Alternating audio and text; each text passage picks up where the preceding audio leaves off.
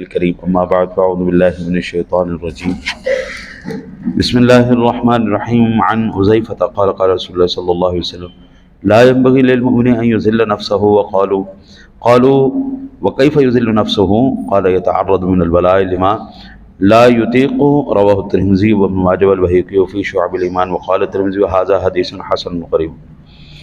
حضرت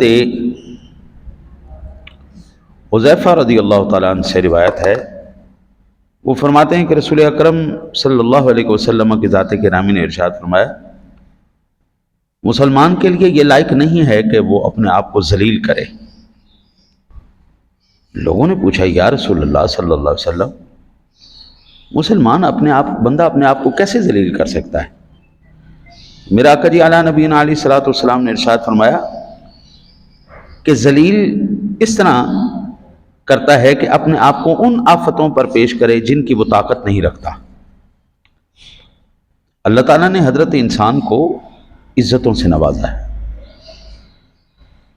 اکثر یہ جب میں سنتا ہوں نا جی باتیں ایسی کہ بھائی اللہ کے سامنے تو سارے چوڑے ہیں، چمار ہیں، ذلیل ہیں، فلاں ہیں، یہ حدیث پاک آپ کے سامنے اللہ کے حبیب نے کہا اپنے آپ کو ذلیل نہ کرو۔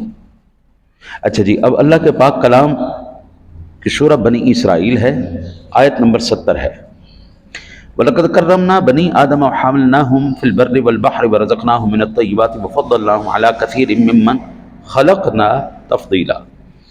بے شک ہم نے اولاد آدم کو عزت بخشی، انہیں خشکی اور طری کی سواریوں پر سوار کیا، انہیں پاکیزہ چیزوں سے رزق عطا کیا اور انہیں اپنی بہت سی مخلوقات پر فضیلت عطا کی۔ اللہ کا حکم، اس کے حبیب کا حکم۔ اب جو یہ موازنے کر رہے ہیں، ان کا دماغ آپ کو لگتا ہے یہ صحیح لیول پہ ہے؟ نام بڑا ہو جانے سے علم نہیں آ جاتا، علم کسی اور کیٹیگری کا نام ہے۔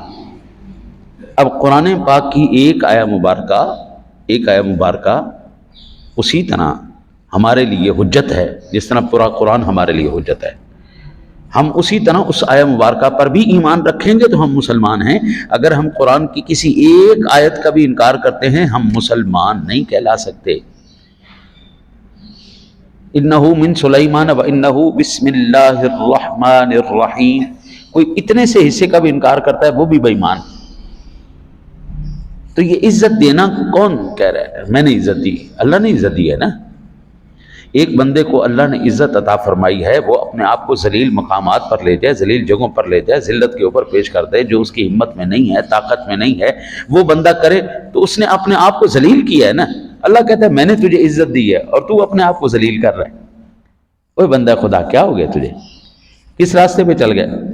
اور میرے آقا جی اعلیٰ نبینا علیہ الصلوۃ بلکہ سورہ بقرہ شریف کی 195 نمبر آیہ مبارکہ ہے، ارشاد باری تعالیٰ ہے وَلَا تُلْقُوا بِأَيْدِيكُمْ إِلَى التَّهْلُكَةِ، اور اپنے ہاتھوں سے اپنے آپ کو ہلاکت میں مت ڈالو۔ جتنی ہمت ہے نا اتنا کام لو، جتنی ہمت ہے اتنی ذمہ داری لو، جو آپ کی ذمہ داری ہے وہ آپ نبھائیں، کسی دوسرے کی ذمہ داری میں عمل درآمد دخل کرنے کی ضرورت نہیں۔ آج کیفیت یہ ہو گئی ہے، گلوکار جو ہیں، سٹیج کے ڈرامے کرنے والے جو ہیں، اداکار جو ہیں، وہ علماء بنے بیٹھے۔ سٹیج ڈراموں کے میں ایک مثال دوں تو شفقت چیمہ آج کل حضرت کے علامہ مولانا حافظ شفقت چیمہ صاحب بنے ہوئے، پیر طریقت رہبر شریعہ بنے۔ بھائی آپ کا کام ہے سٹیج پہ اداکاری کرنا، آپ وہاں پہ کریں نا۔ وہ تبلیغیں کر رہے ہیں جو پورا 12 مہینے ناچ ڈانس گانا اچھا وہ دکھاتے رہیں گے، کرتے رہیں گے، اور رمضان شریف میں آ کے وہ مبلغ اعظم بن کے بیٹھ جائیں گے۔ آپ کا جو کام ہے آپ وہ کیجئے، علماء کا جو کام ہے وہ علماء کو کرنے دیجئے۔ جب کبھی کوئی مسئلہ اخذ کرنا ہوتا ہے، استنباط کرنا ہوتا ہے، اس کے پیچھے ایک نہیں ہزاروں قسم کے مسائل دماغ میں چل رہے ہوتے ہیں، ہزاروں چیزیں مد نظر رکھنی پڑتی، پھر آگے جا کے اس کا حکم بیان ہوتا ہے۔ ایسے نہیں کہ جڑا مرضی ایرا غیرہ نہ تو خیرہ منہ چو کہتے چلو بھائی مبلغ اعظم بن گئے، ایسا نہیں ہوتا۔ میرے کریم رب نے سورۃ النساء کے 29 نمبر آیہ مبارکہ میں فرمایا وَلَا تَقْتُلُوا أَنفُسَكُمْ إِنَّ اللَّهَ كَانَ بِكُمْ رَحِيمًا، اور اپنے آپ کو قتل نہ کرو، بے شک اللہ تعالیٰ تم پر بڑا مہربان ہے۔ ایک تو اس آیہ مبارکہ سے ظاہراً یہی مطلب ہے کہ اپنی جان لے لینا، ایک تو یہ مطلب، ایک یہ ہے کہ وہ طریقے جو انسان اپنی جان، مال، عزت، صحبت کی تباہی کی، بربادی کی طرف لے جاتا ہے، وہ بھی تمام کے تمام تمہارے لیے جائز نہیں ہے، وہ بھی حرام ہے۔ اب یہ دیکھیں یہ عزتیں کون دے رہا ہے؟ اللہ دے رہا ہے نا۔ جن لوگوں نے کہا کہ جناب وہ تو فلانا تو اینجے تو فلانا شاہی کوئی نہیں، تو فلانا شاہی کوئی نہیں، ان سے بندہ پوچھے کہ آپ کیا چیز ہیں جو آپ یہ بیان کر رہے ہیں، اور یہ کیا چیز ہے جو میں بیان کر رہا ہوں؟ یہ اللہ کا قرآن ہے یار، یہ اس کا فرمان ہے، وہ اپنے فرمان میں اپنے بندے کو عزت دے رہا ہے۔ تو آپ یا میں یا ایرا غیرہ نتھو خیرہ کون ہوتا ہے جو کسی کو ذلیل کرے، یا تو فلانا تشائی کو نہیں، تو فلانا تشائی کوئی نہیں؟ بھئی آپ کو کس نے کہا ہے کہ آپ کیٹیگرائز کریں؟ اللہ کی ذات نے از خود کیٹیگرائز کر دیا ہوا ہے، اللہ کی ذات نے خود کیٹیگرائز کیا ہوا ہے، اللہ کی ذات نے خود عزتیں دی ہوئی ہیں۔ اب آپ کو نہیں پتا تو وہ الگ بات ہے، وہ آپ کی جہالت ہے، لیکن یہ نہیں کہ جو آپ کہیں گے وہی حرف آخر ہوگا۔ حرف آخر صرف اللہ کا پاک کلام ہوگا، یا میرے سونے نبی کا فرمان ہے، یا اللہ کا پاک کلام۔ پھر میرے آقا جی اعلیٰ نبی علیہ الصلوۃ والسلام نے فرمایا لا یحل لمسلم ان یربع مسلما، میرے آقا جی علیہ الصلوۃ والسلام کی ذات گرامی نے ارشاد فرمایا کسی مسلم کے لیے، یہ سنن ابو داؤد شریف کی حدیث پاک، یہ بالکل جائز اور حلال نہیں کہ وہ کسی دوسرے مسلمان کو ڈرائے، دھمکائے یا اس کو ذلیل کرے، یہ کسی مسلمان کے لیے جائز نہیں۔ اللہ کہتا ہے میں نے عزت ہی دی، حضور کہتے ہیں خبردار کسی کو ذلیل نہیں کرنا۔ اب جتنے بھی لوگ یہ اس طرح کے نعرے لگائیں گے وہ اللہ اور اس کے رسول کے ساتھ تو سیدھی جنگ لے رہے ہیں، وہ تو سیدھی اللہ اور رسول کے ساتھ۔ پھر ایسے لوگ کبھی بھی حضرت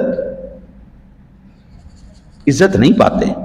میرے آقا جی علیہ الصلوۃ والسلام نے ارشاد فرمایا، یہ سنن ابن ماجہ شریف کے حدیث پاک، لا ضرر ولا ضرار، نہ بھائی خود کو نقصان پہنچاؤ نہ دوسروں کو نقصان پہنچاؤ۔ آپ کی عزت بھی عزت ہے، دوسرے کی عزت بھی عزت ہے۔ جس طرح آپ کو اپنی عزت پیاری ہے، دوسروں کو اپنی عزت پیاری ہے، خود بھی اپنے لیے عزت کے اسباب پیدا کرو، دوسروں کے لیے بھی عزت کے اسباب پیدا کرو۔ آج آپ عزت دیں گے، کل کو اللہ تعالیٰ آپ کے لیے عزت کے اسباب پیدا کر دے گا۔ شرارتی گندے لوگ ہر جگہ پہ ہوتے ہیں، ان کا ایک ہی کام ہوتا ہے، مشن ہوتا ہے فساد پھیلانا، لڑائی کرنا، دنگے کرنا، اور یہ اس طرح کے معاملات کرنا۔ البتہ جب ایسا معاملہ آ جائے، کوئی خبیث انسان متھے لگ جائے، پریشان کرنے والا، ذلیل کرنے والا آ جائے، تو سورہ آل عمران کی 200 نمبر آیہ مبارکہ ہمیں اس میں رہنمائی دیتی، آپ نے اب کیا کرنا ہے۔ ارشاد باری تعالیٰ یا ایھا الذین آمنوا اصبروا وصابروا ورابطوا واتقوا اللہ لعلکم تفلحون، اے ایمان والو صبر کرو اور ثابت قدم رہو، دشمن کے مقابلے میں مورچہ بند رہو اور اللہ سے ڈرتے رہو تاکہ تم فلاح پا جاؤ۔ جب کوئی ایسا بندہ متھے لگ جائے نا تو اللہ کہتا ہے اب صبر کرو۔ گندا آدمی، موٹی سی مثال، اگر کتا کاٹ جائے تو کیا کرنا چاہیے؟ واپس مڑ کے کتے کو کاٹنا چاہیے، ٹھیک ہے نا؟ اگر کتا کاٹ جائے تو اس میں بھلائی اس میں ہے، بندہ چپ کر کے صبر کرے اور اس کے کاٹے کا علاج کروائے۔ یہ نہیں کہ ہن تو مینوں ڈندی وڈی تو ہن میں تینوں ڈندی وڈاں گا تے تاں بدلہ پورا ہونا ہے، اور تو مینوں وڈیا تو میں بھی تینوں وڈاں گا۔ ایسے ایسے جیلے بھی ہیں، کتا بھونک رہا ہے نا تو آگے سے وہ بھی وہ شروع کر دیں گے۔ کتے کا تو کام ہی ہے بھونکنا، کتے کا کام ہی ہے، یعنی تو بابا وہ تو اپنی فطرت، اپنی طبیعت سے مجبور ہے۔ اب کتا میاؤں میاؤں تو نہیں کر سکتا، وہ تو وہ ہی کرے گا نا، اس کا کام ہے بھونکنا، اس کی فطرت ہے اس طرح کی حرکات کرنا۔ تو بھائی تیری فطرت کیا تجھے سبق دے رہی ہے، تیرا رب کیا دے رہا ہے، تیرا حبیب کیا دے رہا ہے؟ یہ ہے جی سادہ لفظوں میں ون لائنر، نہ ذلیل کرو نہ ذلیل ہو، خود بھی عزت اپنی برقرار رکھو، دوسروں کو بھی عزت دو، اللہ تمہیں عزت عطا فرمائے گا۔ اللہ سے دعا ہے اللہ آپ کو مجھے عزتوں سے نوازے۔ اللہ